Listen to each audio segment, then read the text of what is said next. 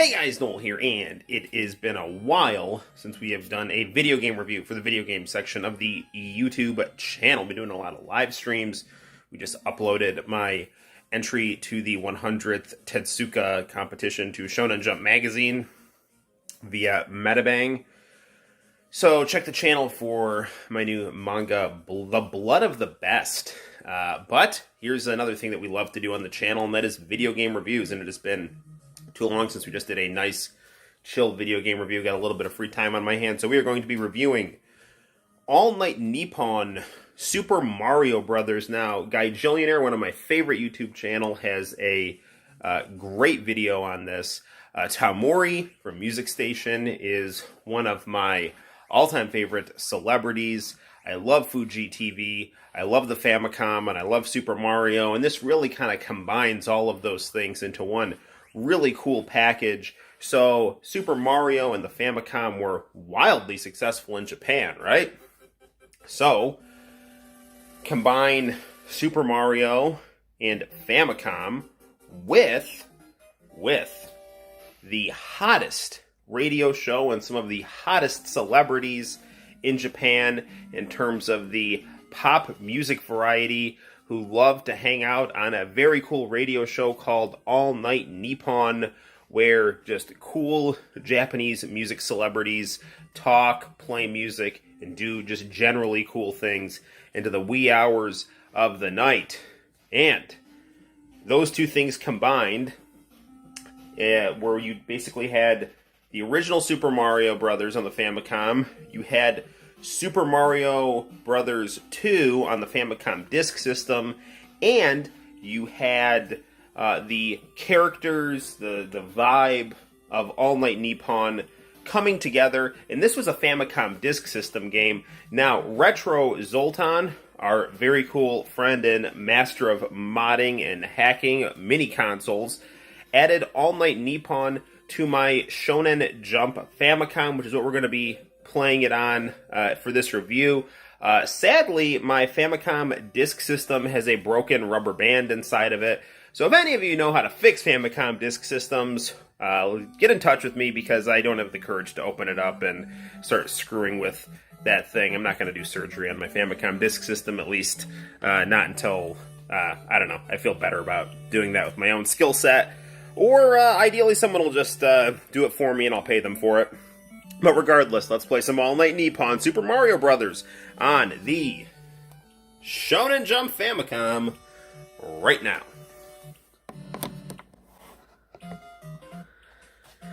So,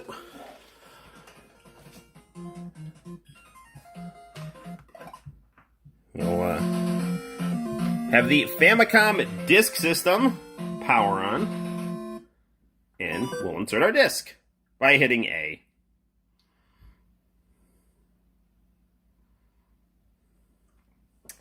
Nintendo Family Computer. This product is manufactured and sold by Nintendo. It's All Night Nippon, take it to the good time, baby. Now, like Super Mario Brothers 2, try to adjust our brightness here a bit. Like Super Mario Brothers 2, this is a Mario and Luigi game. And Luigi has a little bit of a higher jump than Mario. This game is a mishmash of levels from Super Mario Brothers 1 and 2. It's very similar to Versus Super Mario Brothers, except All Night Nippon personalities are replacing Goombas and so on and so forth. Princess Peach wears a kimono. The Fuji TV logo is prominently featured. Tamori pops out of the pipes. Guy Jillionaire is a more knowledgeable person when it comes to the Japanese celebrities of the 1980s than me, although I'm not a total slouch. That was a total slouch, that botched flag jump there. Okay, so I was just checking. There it is. Okay, there's the Fuji TV flag. Okay. Just making sure our video was working. So anyway, Guy Jillionaire knows all of the Japanese celebrities that replace all of the Koopa soldiers. For a full list, please watch his YouTube video on All Night Nippon Super Mario Brothers. It's literally got a picture of Tamori and Super Mario on it. Now, another really cool thing about All Night Nippon Super Mario Brothers is that Fuji TV did a video with a guy wearing a giant Super Mario head, playing Super Mario, to debut the very cool Japanese single, which puts words to the iconic Super Mario Brothers theme. And it's just very cool. Cabooses Retro Obscurities has that video on his YouTube channel, so please check that out. That was close. Now, let's not warp. Let's just go through this world. There's Tamori right there. Incidentally, the villain in my manga, which was submitted to Shonen Jump yesterday, the villain is called Lens, and he's based on Tamori. He's like Tamori if he was a demonic fallen angel with vampire fangs. Just as fun as it sounds. Ooh. It's been so long since I've actually done the non-warp levels, because I almost always just warp to the 4th level.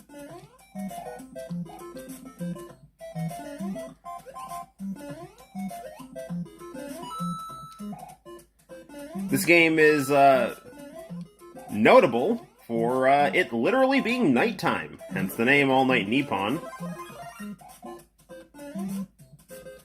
Now, in Guy Chillionaires' video, he does a great job of pointing out how the relationship between Nintendo and Fuji TV really opened the door to Nintendo getting increasingly involved in mass media, but also Fuji TV getting increasingly involved in video games. And, you know, if you live in the United States, it's not unusual for you to come across an old WCW game on the NES, produced by Fujisankey Communications International, aka Fuji TV, or have a Dungeons and Dragons game, also produced by Fuji TV, and we got fireworks on that one, so that's good. We are in King Koopa's castle. Game really nice, really has that vibe of the late 1980s from Japan, which is definitely one of my favorite times ever. Another great channel which talks about that period of time is Kenny Lauderdale's YouTube channel, where he covers a lot of the more obscure Japanese anime from that time. Yeah, check that out. How you like me now?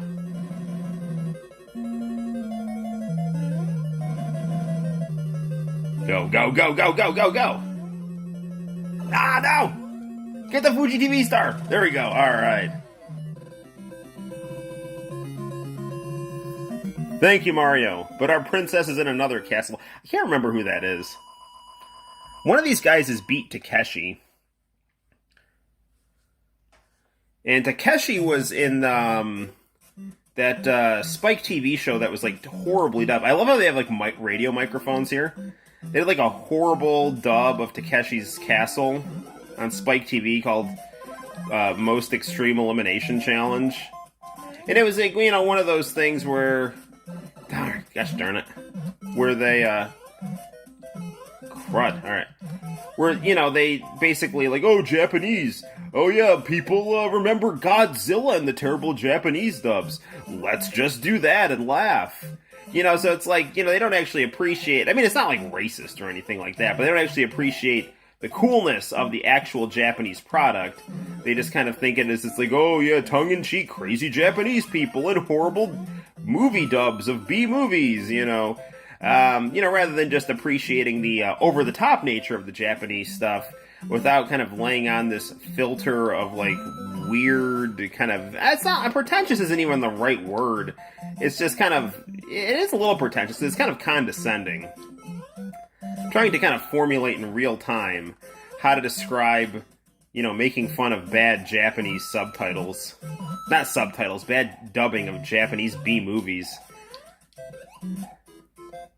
There was like this period, it's kind of gone away now because anime and manga have totally busted their way into the mainstream into the United States. When I was into that stuff I was into that before it was cool, right? There's my hipster statement right there.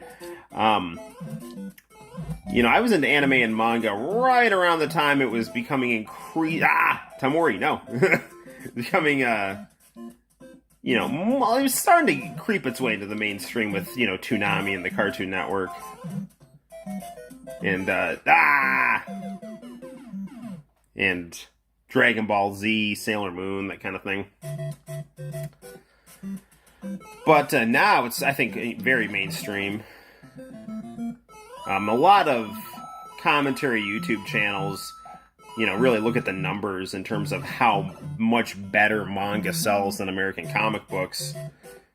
Really, because American comic books are, I think, pretty out of touch with what people like about comic books. I think it's just a lot of art school students, drawing, perspective in different angles and doing, political diatribes that, they like. And I definitely appreciate drawing in politics, but you gotta see both sides of the issue and you gotta know your audience. It can't just be something for you to shrilly vent about by using comic books. Because that's no fun for anyone. The heck am I supposed to do here? Is there a hidden thing here? No. Crud. Well, this isn't good. Is this like a glitch? Is this like... Did I break the game? Oh, no, there it is. Alright. Woo!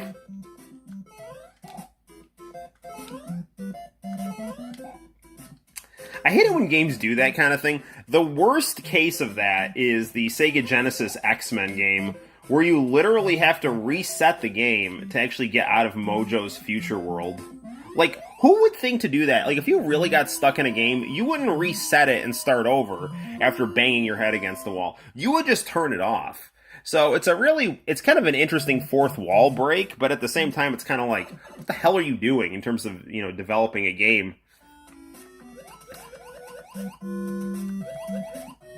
So really, all the fun of a Super Mario Brothers game mixed with all the fun of late 1980s Japanese celebrities and musicians. On a game for the Famicom Disk System, which was, Nintendo's medium of choice in 1987 Japan. With its very pretty yellow discs, which allowed you to have more memory than the average cartridge, easy to reproduce, not bulky. Whoa. Can I get out of this? No, I can't. Alright, Mario. Let's see if we can get out of this level. Now, unlike Sonic, Mario has much better lung capacity, although, he is a mildly obese Italian man, and Sonic is a hedgehog, so, Although Sonic can turn Super Saiyan, so that's, kind of a thing. Although, flip side is, Mario, as he progresses, gains firepower and turns into a tanuki and giant frog man, and so on and so forth. Anyway, that's All Night Nippon Super Mario Brothers, a fantastic game for your Famicom Disk System, or if you have a hookup like Retro Zoltan, and by the way, promotion code NOLComics for 20% off your purchases on the Retro Zoltan mini console store at retrozoltan.com. Yeah, check that out. But yeah, All Night Nippon Super Mario Brothers is great. Add it to your Famicom Mini, Classic Mini, or get it on your disk system if your disk system doesn't have a broken rubber band, or maybe try checking out Etsy and see if anyone can make a custom cartridge for you. This is a game that isn't super complex like Metal Slater Glory or Biomonster Jesus, where you have to have some kind of crazy cartridge to do all kinds of things that push the Famicom above and beyond. This is just a pretty much stock Famicom game filled with awesomeness that should run smoothly. So get it however you can. It is All Night Nippon Super Mario Brothers. Until next time, guys, my name is Noel. You take care. Tune in soon for a live stream and lots of other fun on the Noel Comics YouTube channel. Like and subscribe. Bye-bye. きっかけはフジテレビ